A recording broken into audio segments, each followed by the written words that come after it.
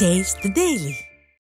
விழுப்புரம் மாவட்டத்தில் கொரோனா தொற்றுக்கு ஒருவர் பலியான நிலையில் விடிய அரசு முன்னெச்சரிக்கை நடவடிக்கை எடுக்காமல் மக்களை காவு வாங்க முனைவதாக குற்றச்சாட்டு எழுந்துள்ளது. விடிய அரசின் அலட்சியத்தால் தமிழகத்தில் அதிகரித்து வரும் கொரோனா தொற்றுக்கு இதுவரை 4 பேர் பலியாகி உள்ளனர்.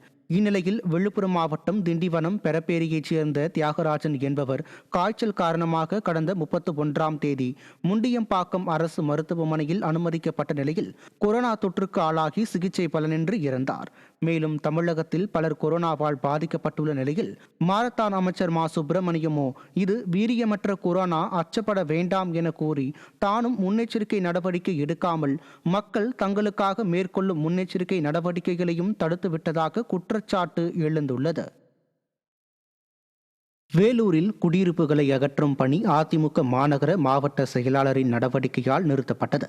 கொணவட்டம் தேவிநகர் சதுப்பேரி கரையை ஒட்டி உள்ள பகுதியில் சுமார் 200 வீடுகளை ஆக்கிரமிப்பு என்ற பெயரில் அகற்றுவதற்கு விடிய அரசு திட்டமிட்டது.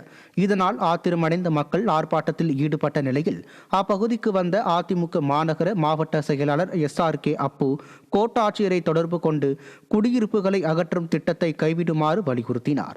இதையடுத்து குடியிருப்புகளை அகற்றும் பணி கைவிடப்பட்டது. தங்களுக்கு உதவ விடியா திமுக அமைச்சர்கள் யாரும் முன்வராத நிலையில் அதிமுகவினர் உதவ முன்வந்ததால் அப்பகுதி மக்கள் நிம்மதியடைந்தனர். இந்த இடத்தை இடிச்சு அவருக்கு பார்க் வசதி தேவையா நீர்வளத்துறை அமைச்சர் அண்ணன் துரைமுருகனுக்கு நல்லா தெரியும். இந்த மாவட்டத்தில் அரசியல் கட்சி தலைவர்கள் எத்தனை இடங்களை இன்னைக்கு அரசாங்கத்துக்கு தேவையான சொசைட்டி இடம், விளையாட்டு மைதான இடத்தை எல்லாம் சொந்தமாக பயன்படுத்திக் கொண்டிருக்கிறார்கள். ஆனால் இவங்க குடி வாழ்ந்து கொண்டிருக்கிற வீட்டை எடுத்துக்கின்றார்கள். ஆகவே இந்த நிலை அவர்கள் இருக்கின்ற இடம் அவர்கள் இருக்க வேண்டும், அவர் வாழ்கின்ற இடம் அவர்கள் வாழ்க வேண்டும். அவருக்கு பட்டா வழங்க வேண்டும், இடத்தை இடிக்கக்கூடாது. இந்த இடத்தை இடித்தால் எங்கள் ஐயா பொதுச்செயலாளர் எடப்பாடி அவர்களிடம் நாங்கள் இந்த தகவலை தெரிவித்து மாபெரும் பெரிய ஆர்ப்பாட்டம் நடைபெறும்.